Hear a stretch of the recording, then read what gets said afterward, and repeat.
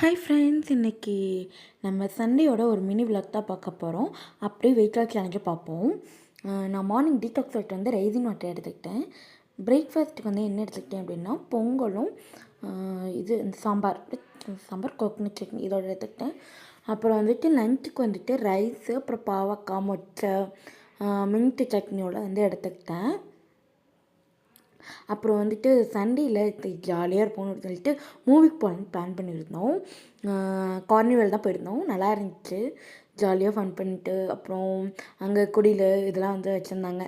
So ஒரு நல்ல ஃபோட்டோஸ்லாம் எடுத்துக்கிட்டு இது பண்ணியிருந்தேன். என்ன மூவி போயிருந்தோம் அப்படின்னா சிறை மூவிக்கு வந்து போயிருந்தோம். நல்லா இருந்துச்சு. ஒரு ஃபேமிலியாக பார்க்க வேண்டிய